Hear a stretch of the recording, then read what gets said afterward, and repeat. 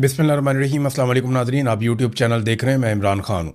सबसे पहले तो कश्मीर की हमने बात करनी है, लेकिन इमरान ख़ान साहब के हवाले से एक ख़बर चलाई गई मीडिया पे, और ख़बर ये थी कि इमरान ख़ान साहब को अस्पताल में मुंतकिल किया गया। फिर फ़ौरी तौर पे पाकिस्तान तहरीक इंसाफ के कुछ लोग वहाँ पे गए, क्योंकि अब काफ़ी टाइम हो गया है, बड़ा लंबा अरसा हो गया है इमरान ख़ान साहब से किसी की मुलाकात नहीं हुई, और कुछ पता नहीं है कि उनकी सेहत कैसी है, कुछ पता नहीं है कि उनकी आँख की हालत कैसी है। उन्हें कैद तन्हाई का एक टॉर्चर दिया जा रहा है। देखें, अगर इमरान खान साहब के ऊपर जितने मुकदमात हैं, फ़र्ज़ कर लें एक लम्हे के लिए कि वो दुरुस्त हैं, लेकिन इसके बावजूद क्या आप एक कैदी के तमाम हकूक़ छीन सकते हैं? इमरान खान साहब को नाकर्दा जराइम की सज़ा दी जा रही है। यानी किसी भी अदालत ने कभी भी ये नहीं कहा कि इमरान खान को कैद तन्हाई में रखा जाए। कैद तन्हाई खुद एक टॉर्चर है, और किसी अदालत ने इमरान खान साहब पे टॉर्चर करने का हुक्म नहीं दिया, या अपने फ़ैसले में ऐसी कोई बात नहीं कही। और ये कितना बड़ा टॉर्चर है, मैं ज़ाती तौर पे समझता हूँ, क्योंकि मैं 5 महीने तक बिल्कुल अकेला था। एक छोटी सी कार के अंदर, एक छोटी सी जगह पे उन्होंने मुझे फेंक दिया था, और मैं 5 महीने तक बिल्कुल अकेला था। तो मैं ये जानता हूँ कि वो कितना तकलीफ़ दे है जैसे इमरान खान को इस वक्त रखा गया है। ये बहुत बड़ी ज़हनी अजियत है, ये जिस्मानी टॉर्चर से भी बड़ा टॉर्चर है। तो पाकिस्तान तहरीक इंसाफ के लोग गए, जुनैद अकबर भी गए, उन्होंने स्टेटमेंट दिया, शाहिद खट्टक और दीगर लोग भी गए। उन्होंने कहा जी हमने पूरा अस्पताल चेक किया, इमरान खान को यहाँ पे अस्पताल में नहीं लाया गया। ये खबर क्यों चलवाई गई, किसी सोर्स नहीं दी होगी। अब बहुत मुमकिन है कि मीडिया को अपने किसी सोर्स से ये खबर मिल गई हो अस्पताल में। बाद वक़्त कन्फ्यूजन भी हो जाता है, गलत खबर भी चल जाती है, खबरों का फ़्लो बहुत तेज़ होता है। लेकिन यहाँ पे क्योंकि माहौल ऐसा है आजकल, हर चीज़ को देखा जाता है शक की नज़र से, कि बहुत मुमकिन है कि पाकिस्तान की एस्टेब्लिशमेंट ने या हुकूमत ने किसी चीज़ से तवज्जो हटाने के लिए, क्योंकि देखें इनके पल्ले तो कख नहीं है। जो कश्मीर में इन्होंने कर छोड़ा है, जिस तरीके से लोगों को इन्होंने दीवार के साथ लगा दिया, अब कश्मीरी डट कर खड़े हो गए हैं। कश्मीरियों का रद्द-ए-अमल पाकिस्तानियों के रद्द-ए-अमल से मुख्तलिफ निकला। यानी अगर लाहौर के लोग एक दिन भी इस तरह निकलते, लाहौर की जो आबादी है वो टोटल कश्मीर की आबादी से डबल से ज़्यादा है। कश्मीरी तो 4-4.5 मिलियन है, और लाहौर में 1 करोड़ से ज़ायद की आबादी है। सिर्फ लाहौर के लोग ही कश्मीरियों जैसा रद्द-ए-अमल देते तो आज सूरत-ए-हाल कुछ और होती। 1 लाख के करीब घरों में चादर और चार दीवारी का तकद्दुस पामाल किया गया, लेकिन किसी ने बॉदर ही नहीं किया। और कश्मीर में जब पुलिस जाती है या एफसी जाती है, वहाँ सिक्योरिटी फोर्सेस के लोग जाते हैं, वो जब चादर और चार दीवारी का तकद्दुस पामाल करने लगते हैं, लोगों को गिरफ्तार करने की कोशिश करते हैं, तो अभी कोटली से ताज़ा मनाजिर आए हैं। इससे पहले कई इलाकों से मनाजिर आ रहे हैं कि लोग पुलिस को ही घेर लेते हैं। यानी किसी के घर में पुलिस घुसी है, पूरे इलाके के लोग इकट्ठे हुए, उन्होंने पुलिस को घेर दिया। बताओ जी क्यों लेके जा रहे हैं, वजह क्या है, इनके घर में क्यों घुसे हो, वारंट दिखाओ, कोई कानूनी कार्रवाई कर रहे हो तो उसका जवाब दो। तो लोग पकड़ लेते हैं पुलिस को, वहाँ फिर पुलिस मिन्नतें कर रही होती है जी कि आप वापस जाने दें। अच्छी बात यह है कि जो कश्मीर के लोग हैं वो फिर जब पकड़ लेते हैं पुलिस को या सिक्योरिटी फोर्सेस को, फिर वो मारते नहीं हैं, वो उनकी वीडियो बनाते हैं और वो उनसे कहलवाते हैं कि देखें अब आप बताएं कि क्या आप हमारे साथ जायज़ कर रहे हैं या नाजायज़ कर रहे हैं, क्या आप हमारे साथ ज़्यादती नहीं कर रहे हैं, आप हमारे घरों में घुस रहे हैं, हम तो सिर्फ अपना हक मांग रहे हैं। देखें हम आपको आप कह के बुला रहे हैं, आप हमें मारते हैं। जब हम आपके काबू आते हैं आप डंडों से मारते हैं, गोलियों से मारते हैं, लेकिन जब आप हमारे काबू आते हैं देखिए हम आपको नहीं मार रहे, आपको इज्जत से बिठाया, आपको पानी भी पिला रहे हैं। हालांकि जिन पुलिस वालों को गोलियां लगी, जख्मी हुए, उन्हें भी जो मकामी लोग हैं वही रेस्क्यू कर रहे थे, उनको उठा कर लेकर जा रहे थे। अब ये इसकी इंक्वायरी होनी चाहिए कि उन्हें गोलियां कैसे लगी और क्या हुआ। बहरहाल मेरे पास कुछ तस्वीर और वीडियोज़ आई हैं, मैं देखकर हैरान रह गया। मैं ये चीज़ें दिखाना नहीं चाहता इसलिए कि इससे और ज़्यादा नफरत फैलेगी, और ज़्यादा हालात ख़राब हो जाएंगे। लेकिन जो मैं देख रहा हूँ, नकाबपोश लोग वहाँ पे क्या कर रहे हैं, अस्पताल में मरीजों को कौन मारता है, उन पर टॉर्चर कौन करता है, इसकी वीडियोस मौजूद हैं आज़ाद कश्मीर के लोगों के पास, वो शेयर भी कर रहे हैं। यानी मैंने बहुत सारे लोगों को मना किया, मैंने कहा यार इनको यहाँ दबाओ, वीडियो को बस ख़त्म करो, आपने मामला हल करना है, अपने और नफरत नहीं फैलानी और लड़ाई नहीं करनी, तो फॉर गॉड सेक इस लड़ाई को ख़त्म करें। जो कुछ इस वक्त लोगों के मोबाइल फ़ोन्स के अंदर हैं, जो वीडियोस बन चुकी हैं, अगर ये सारी पब्लिक हो जाएं तो दुनिया में क्या मजाक उड़ेगा पाकिस्तान का, बड़ी बदनामी हो जाएगी। और अब कुछ थोड़ी सी इतलात आ रही है कि शायद मुज़ाकरात हो जाए, क्योंकि शहरी डट कर बैठ गए हैं। इस वक्त की सिचुएशन क्या है वो मैं आपके सामने पहले रख देता हूँ ताकि आपको आइडिया हो जाए। अवामी जॉइंट एक्शन कमेटी का एक अकाउंट है, वहाँ से जो खबर आती है ऑफिशियली वो ये है कि लॉकडाउन और लॉन्ग मार्च जारी है, आर्जी तौर पर रावलाकोट शहर के अतराफ दर्दे दिए गए हैं, हम हिकमत अमली के साथ आगे बढ़ रहे हैं, अफवाहों पर बिल्कुल ध्यान ना दें, क़यादत के फ़ैसलों को फॉलो करें, बरसती हुई गोलियों में पुरअमन रहकर हम हुक्मरानों को आसाबी शिकस्त दे चुके हैं, लॉन्ग मार्च ख़त्म होगा और हमारे तस्लीम शुदा मुतालबात पर अमल करने पड़ेंगे, और जब तक आखिरी कश्मीरी जिंदा है ये लॉन्ग मार्च जारी रहेगा। उमर नज़ीर कश्मीरी ने यह कहा। एक और स्टेटमेंट उमर नज़ीर कश्मीरी के अपने अकाउंट से भी आया हुआ है। वो ये कहते हैं कि लॉकडाउन और लॉन्ग मार्च जारी है, आर्जी तौर पर रावला कोट शहर के अतराफ धरने दिए गए हैं, हम हिकमत अमली के साथ आगे बढ़ रहे हैं, अफवाहों पर बिल्कुल कान ना धरें, क़यादत के फ़ैसलों को फॉलो करें, हम पुरअमन रहकर हुक्मरानों को आसाबी शिकस्त देंगे, लॉन्ग मार्च ख़त्म होगा और एक ही सूरत में ऐसा मुमकिन है कि लॉन्ग मार्च ख़त्म हो जाए कि हमारे जो मुतालबात हैं जिनको पहले तस्लीम किया गया था उन पर अमल दरामद करो, नहीं तो जब तक आखिरी कश्मीरी ज़िंदा है तब तक ये मार्च ज़िंदा रहेगा। फतह की सिमत मुत्तहिद, बड़े चलो। ये जनाब एक ट्वीट सरदार उमर नज़ीर का जो ऑफिशियल अकाउंट है वहाँ से एक ट्वीट किया गया है। तो इस वक्त सिचुएशन ये है कि लॉन्ग मार्च और धरने जारी है और रावला कोट को तीनों तरफ से घेरा हुआ है लोगों ने, और वहाँ पे लोग बैठे हुए हैं बहुत बड़ी तादाद में, हज़ारों की तादाद में। रावला कोट में सिक्योरिटी फोर्सेस बहुत बड़ी तादाद में। एक बात आप और याद रखिएगा कि कश्मीर एक ऐसा इलाका है जहाँ पे ज़्यादा देर तक आप दवाइयों की, फ्यूल की और अजनास की यानी खाने पीने की अशिया की आप सप्लाई रोक दें तो काफ़ी प्रॉब्लम हो जाती है। तो हुकूमत को जल्दी ये सारी चीज़ें हल करनी पड़ेंगी, हुकूमत को जल्द अज जल्द इन मामलात को निपटाना पड़ेगा। वो ज़्यादा दिनों तक इस सिचुएशन में नहीं रह सकते और ये एक आसाब की लड़ाई होती है, इस वक्त आसाब की लड़ाई है। हुकूमत ये देखना चाहती है कि कश्मीरी कब तक बैठते हैं। हो सकता है कश्मीरी थक कर वापस जाना शुरू हो जाए, इनकी तादाद कम हो जाए, क्योंकि पाकिस्तान में उन्होंने ऐसी चीज़ें होती हुई देखी। उन्होंने देखा जब धरने पे लोग बैठ गए तो थोड़े अरसे में वो कम होते होते आहिस्ता आहिस्ता कम होना शुरू हो गए और फिर वो लोग शाम को आ जाते थे, सुबह चले जाते थे। पाकिस्तान में हर तरह के धरने में हर जगह पे यही ट्रेंड देखा गया। लेकिन कश्मीरी जो है वो सारे काम काज छोड़ के वो वहाँ आकर बैठ गए। मैंने आपको इससे पहले बताया था कि रावला कोट और सराउंडिंग में लोगों ने एक एक महीने का राशन इकट्ठा कर लिया, कई लोगों ने इससे ज़्यादा का राशन भी इकट्ठा कर लिया। मुझे कई मेरे सहाफ़ी दोस्त हैं, उन्होंने बताया था कि उनके अपने घर वालों ने राशन इकट्ठा किया है एक एक दो दो महीने का, और इजाफी राशन इसलिए इकट्ठा किया है कि आसपास के लोगों को अगर ज़रूरत पड़े तो उन्हें भी राशन दिया जा सके। तो कश्मीरियों ने पूरी तैयारी की और वह तैयारी के साथ अपने मुतालबात के हक़ में निकले हुए हैं। मुराद सईद ने नाज़रीन यहाँ पे एक ट्वीट किया है इस सारी सिचुएशन को लेकर। देखें, जो कॉलम लिखा ना सोहेल वड़ाइच ने, उसने एक नई बहस को छेड़ दिया कि जनाब शायद ये हुकूमत जाने वाली है। तो मैं आपको क्लियरली पिछले वीलॉग में कह चुका हूं कि आसिम मुनीर साहब की जो एक इंश्योरेंस है ना, वो शहबाज शरीफ, नवाज शरीफ और जरदारी है। ये शरीफों का ख़ानदान और जरदारियों का ख़ानदान, इनकी नौकरी आसिम मुनीर साहब ने करनी है, इसके अलावा उनके पास रास्ता कोई नहीं है। और दूसरी जानिब शरीफों की और जरदारियों की इंश्योरेंस आसिम मुनीर के जूते पॉलिश करने में। ये अब एक दूसरे के लिए लाज़िम मलज़ूम हो गए क्योंकि अवाम इन सबसे नफरत करती है। आप फील्ड मार्शल आसिम मुनीर का नाम लें, सोशल मीडिया के ऊपर देखें आपके साथ क्या होता है। सोशल मीडिया छोड़ें, आप पाकिस्तान के अंदर किसी भी बंदे से पूछें तो लोगों को आपको पता चल जाएगा। या पाकिस्तान के बाहर तो मैं मिलता हूं लोगों को, ये सारे पाकिस्तानी हैं जो मुझे मिलते हैं, कोई नाम भी नहीं सुनना चाहता। इसी तरह PMLN और पीपल्स पार्टी भी बहुत नफरत समेट चुके हैं। तो अवाम में तो ये लोग जा नहीं सकते। अब इंश्योरेंस पॉलिसी ये एक दूसरे की है। आसिम मुनीर के पास फौज की ताकत है, बंदूक है, और ये पॉलिटिकल लोग हैं, इन्होंने मिलकर सिस्टम को कैप्चर किया हुआ है और ये सारे मिलके इमरान खान को दीवार के साथ लगा रहे हैं। किसी को कोई लगता है कि ये हुकूमत चली जाएगी, कोई नया इलेक्शन आ जाएगा, कोई फेयर एंड फ्री इलेक्शन हो, तो नहीं होगा। जब तक आप उंगली टेढ़ी नहीं करेंगे घी नहीं निकलेगा। ये बात सोहेल आफरीदी ने की थी एक दिन, और उन्होंने कहा था कि ये अब आराम से मसला हल नहीं होगा, यानी ये घी सीधी उंगली से नहीं निकलेगा, ये लातों के बूत बातों से नहीं मानते। तो सोहेल आफरीदी ये बात कहकर गए और बड़े ज़ोरदार तरीके से कहकर गए कि रमज़ान में ये कर देंगे वो कर देंगे। कुछ भी नहीं हुआ। रमज़ान के बाद छोटी ईद आई, फिर कुछ नहीं हुआ। उसके बाद फिर कुछ नहीं हुआ। बकरा ईद आ गई, बकरा ईद में कुछ नहीं हुआ। बकरा ईद के बाद भी कुछ नहीं हुआ, आगे भी कुछ नहीं होना। उसकी वजह यह है कि सोहेल आफरीदी की जितनी मुझे समझ आई है वो अब मफाहमत की पॉलिसी पे चल पड़े। मरीम नवाज से लाख इख्तलाफ करें, लेकिन एक बात उन्होंने ज़बरदस्त कही थी जब वो अपोजिशन में थे। उन्होंने कहा था कि मुज़ामत होगी तो मफाहमत होगी। PMLN ने थोड़ी बहुत जितनी वो मुज़ामत कर सकते थे उन्होंने की, और फिर मफाहमत भी शानदार तरीके से हुई।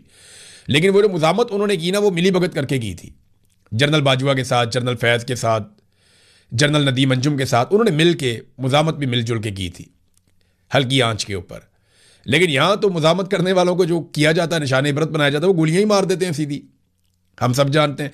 मुराद सईद ने ट्वीट करके लगभग वैसी बात की है। मुराद सईद ने कहा, जनाब के गिलगित बल्तिस्तान के इंतखाबात और गुज़िश्ता दिनों कोटली और इससे कबल रावलाकोट में दोहराए गए 26 नवंबर और मुरीदके की तारीख से इन अनासर की खुशफहमी का तो तदारुक हो गया होगा जो समझते थे कि खुदाई के दावेदारों के स्याह दिलों में रहम की कोई रमक बाकी होगी। यानी कोई रहम नहीं है इनके दिल में, सवाल ही पैदा नहीं होता। ये अपनी हुकूमत गिराएंगे, सवाल ही पैदा नहीं होता। ये तो 20-20 साल के प्लान बनाकर आए हैं। सबान 100 बरस का पल की खबर नहीं, ये तो हकीकत है। तो जितने मर्जी आपने प्लान बनाए हो, एक प्लान मेरे रब का होता है, मेरे रब का। हुकूमत किसी की भी नहीं रहती, वो सिर्फ रब की बाकी रहती है। और जो लोग जालिम होते हैं ना, वो तारीख में निशाने इबरत बनते हैं, और ये लोग बनेंगे। इनको जवाब देना पड़ेगा इस जहान में भी, अगले जहान में भी। और फिर मुराद सईद ने दोबारा से मुजामत करने पे जोर दिया। उन्होंने कहा, जनाब आप इनसे उम्मीद ना लगाएं बिल्कुल भी। और पाकिस्तान के अंदर जो है हुक्मरानों ने जो कुछ किया, उससे एक अदम इस्तेहकाम पैदा हुआ है। पार्टी को तोड़ दिया गया, अवाम से उनका हुक्मरान चुनने का जो हक है वो छीन लिया गया। निहत्ते कश्मीरियों पे गोलियां अब बरसाई गई हैं। इससे पहले भी कत्लेआम किया गया है। मुरीद के वालों ने मिसाल दी, बाकी मिसाल दी। इमरान खान अगर आज बाहर होता तो आज इमरान खान को उनके बुनियादी इंसानी हकूक मैसर होते और उनका पैगाम बाहर आ सकता, तो उन्होंने यही करना था और इससे बढ़ के करना था। उन्होंने कश्मीरियों के साथ उनके हकूक के लिए खड़े होना था। ये मुराद सईद का दावा है। फिर उन्होंने कहा, मेरी इतलात के मुताबिक पार्टी ने कल पार्लियामान के बाहर एहतजाज की कॉल दी है। इनसे भी गुजारिश है कि कश्मीर के साथ यकजहती और मुल्क को बचाने के लिए इमरान खान की रिहाई पर गुफ्तगू हो। इंशाल्लाह मेरे हल्का इंतखाब में, उन्होंने कहा 13 जून 2026 बरोज हफ्ता दोपहर 2 बजे मटा चौक में कश्मीर के अवाम के साथ यकजहती और उनके साथ होने वाले जुल्म के खिलाफ और मुल्क बचाने के लिए इमरान खान की रिहाई के लिए एहतजाजी मुजाहरा होगा। स्वात के तमाम कारकुनान उसमें भरपूर शिरकत करें। अगर हम आज एक दूसरे का बाजू ना बने तो एक एक करके हमें ऐसे ही मारेंगे जैसे 25 मई 2022 से लेकर 26 नवंबर 2024 तक तहरीक इंसाफ को मारा, जैसे मुरीदके में मारा, जैसे कोटली में मारा, जैसे रावलाकोट में मारा, जैसे बरसों से बलूचिस्तान, फाटा और खैबर पख्तूनख्वा में मार रहे हैं। बंगालियों को भूल गए, उनको भी मारा था। बहरहाल मुराद सईद ने भी वो गलतफहमी दूर की है कि हुकूमत कहीं नहीं जा रही है, रल मिल के चला रहे हैं। ये सिर्फ थोड़े अरसे के बाद आपको एक नए ट्रक की बत्ती के पीछे लगाते हैं। इनका जाने का कोई इरादा नहीं है और पीटीआई के लोगों का ऐसा लगता है कि मुजामत का कोई इरादा नहीं है। लेकिन एक अच्छा काम किया पीटीआई ने। ये जो नाराज अरकान वाला एक ड्रामा चल रहा है ना, ये पीटीआई के अंदर कि जनाब हम नाराज हैं कि इमरान खान की रिहाई के लिए कोशिश नहीं की जाती, भाई तुसी आप कर लो। यानी ये कैसे हो सकता है? और वो लोग दावा कर रहे हैं जिन्होंने कभी इमरान खान का ट्वीट भी रीट्वीट नहीं किया। आप अंदाजा करें, ऐसे बुज़दिल लोग हैं। वो लोग निकल के आगे छलांगे मार के स्टेटमेंट दे रहे हैं कि सुहेल अफरीदी ने नहीं किया तो फलाने ने नहीं किया तो उसने नहीं किया तो अली अमीन ने नहीं किया। जिन लोगों ने कभी इमरान खान के ट्वीट को रीट्वीट भी नहीं किया, वो लोग आकर इस किस्म की बातें कर रहे हैं। मैं हैरान हो रहा हूं। जिन्हें मैंने कभी गोली लगे हुए देखा ही नहीं, जिन्हें मैंने कभी डंडे खाए हुए देखा ही नहीं, ये वो लोग हैं जिन्होंने गिरफ्तारियां भी नहीं दी, या लंबे लंबे अरसे के लिए बंदे गिरफ्तार हो जाते हैं, वो भी नहीं हुआ इनके साथ। और अब ये आ गए हैं चूड़ी खाने के लिए, मजनू बनने के लिए। तो अजीबोगरीब सूरत हाल है इनकी। बार पीटीए ने फैसला किया कि नाराज अरकान को मनाने के लिए बिल्कुल कोई राब्ता ना किया जाए। ज़बरदस्त बात है, ना करें राब्ता इनसे, बहुत अच्छी बात है। ये भी वैसे भी एक ड्रामा है और सोशल मीडिया के ऊपर उन्होंने उठाया हुआ है, पाकिस्तान के मीडिया के ऊपर उठाया हुआ है। वैसे आप मीडिया पे इमरान खान का नाम नहीं चला सकते, लेकिन नाराज अरकान प्रेस कॉन्फ्रेंस करें या कोई प्रेस ब्रीफिंग करें या मीडिया के साथ बातचीत करें या किसी प्रोग्राम में आए तो वहां पर आप इमरान खान का नाम चला देते हैं। तो लोग रोटी को चोची तो नहीं कहते ना, लोगों को पता है कि क्या हो रहा है। नाज़रीन, इकोनॉमिक सर्वे और पाकिस्तान आया और इस सर्वे के मुताबिक पाकिस्तान में जिस शख्स की एक महीने की आमदनी 8,483 रुपये है, वो शख्स पाकिस्तान में गरीब नहीं है। देखा आपने? वो आदमी जिसकी आमदनी पाकिस्तान में एक महीने के अंदर जो आदमी कमा लेता है 8,483 रुपये, वो आदमी गरीब नहीं है। क्या क्राइटेरिया सेट किया है इन्होंने? यानी अगर आप रियल तरीके से देखें ना, दुनिया में जो गरीब आदमी होने का एक क्राइटेरिया है कि इससे कम पैसे कमाने वाला गरीब है, अगर आप उसके ऊपर जाएंगे तो आधे से ज्यादा पाकिस्तान गुर्बत की लकीर से नीचे जी रहा है। लेकिन ये लोगों को गुर्बत से निकालने के बजाय क्या करते हैं, गुर्बत का पैमाना नीचे ले जाते हैं। यानी पाकिस्तानियों को गुर्बत की लकीर से ऊपर नहीं लेकर आना, बल्कि गुर्बत की लकीर को मजीद नीचे ले जाना है ताकि ज़्यादा से ज़्यादा पाकिस्तानी जो है वो गुर्बत की लकीर से ऊपर आ जाएं। कैसा फार्मूला है? 8,483 रुपये। यहां पे बरतानिया के अंदर एक आदमी एक दिन में सिर्फ 2 घंटे काम करे ना, पूरे महीने के सिर्फ एक दिन में 2 घंटे काम करे तो इससे बहुत ज्यादा पैसे कमा लेता है। वहां पूरे महीने काम करने वाला आदमी जो 8 घंटे रोज काम करे और काम लगातार करे और पूरा महीना काम करे और उसकी आमदन हो 8,483 रुपये, तो वो गरीब नहीं है। और यहां पे उतने पैसे, उससे बहुत ज्यादा पैसे 2 घंटे कोई भी एक आम आदमी करे ना, कहीं पे भी काम करे, कोई छोटा मोटा काम कर ले, तो वो उससे बहुत ज्यादा पैसे कमा लेता है 2 घंटे में, एक दिन में। कितना फर्क है। लोगों का म्यार जिंदगी कितना गिरा दिया है, लोगों को कीड़े मकोड़े बनाकर रख दिया है इन्होंने। तो अगर ये गुर्बत की लकीर का यही पैमाना है तो सरकारी मुलाजमीन का और जो आपके जितने भी पार्लियामेंटेरियन हैं इनकी तनख्वाहें 10-10 हज़ार कर देना।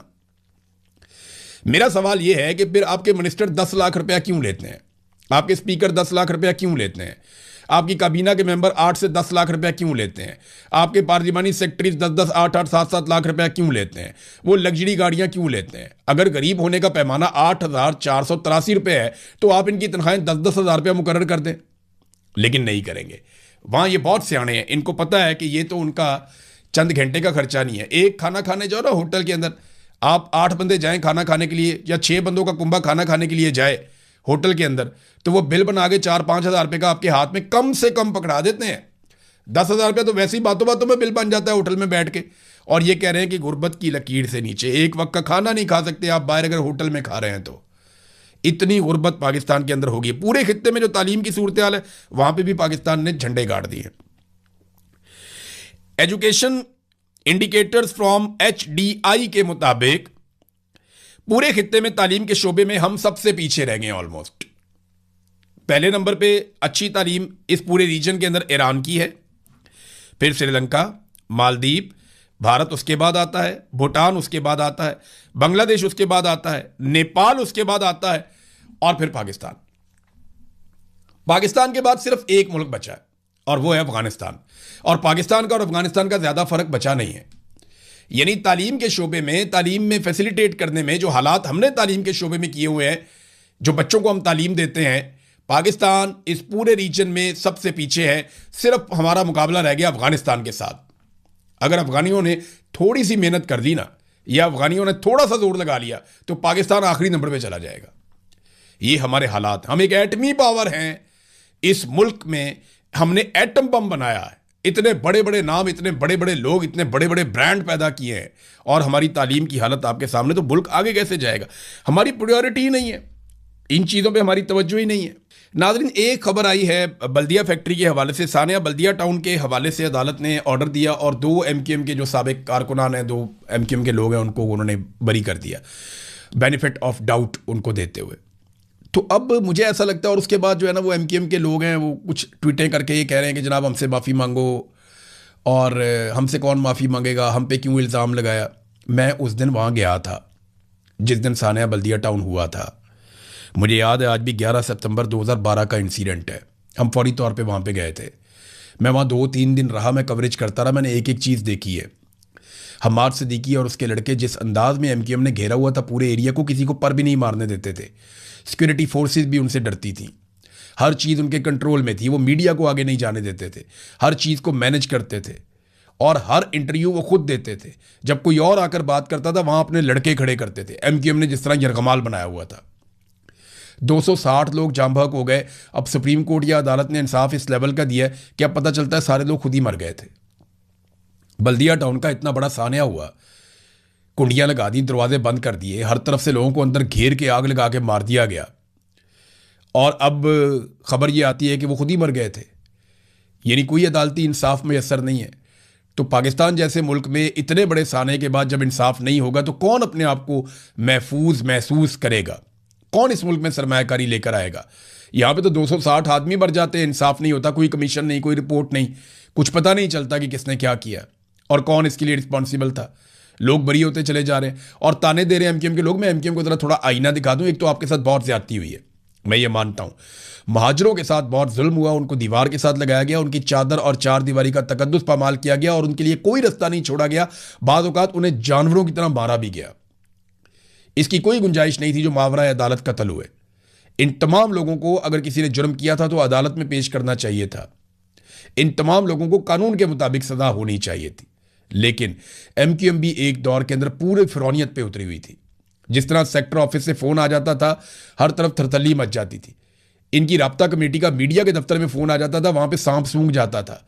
फिरौन के लहजे में बात करते थे ये लोग, मुझे अच्छी तरह याद है। मैं देखता था, इनका फोन आता था, पूरे न्यूज रूम में एक आवाज लगती थी, MQM का फोन, सन्नाटा हो जाता था बिल्कुल।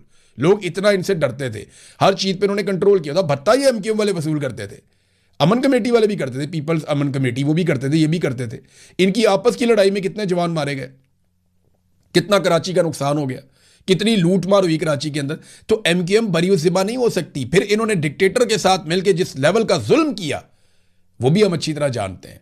जो कराची के साथ इन्होंने किया एक डिक्टेटर के साथ मिलकर वो भी हम जानते हैं, और जो पीपल्स अमन कमेटी ने बाद में किया वो भी हम जानते हैं।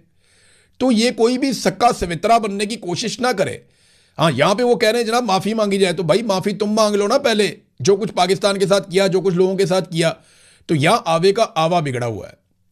तो ये अफसोस मुझे इस बात का है कि इतने साल गुजर गए, आज 15 साल हो गए और इंसाफ नहीं हुआ। सानिया बल्दिया टाउन का, फैक्ट्री का 260 लोग शहीद हुए थे।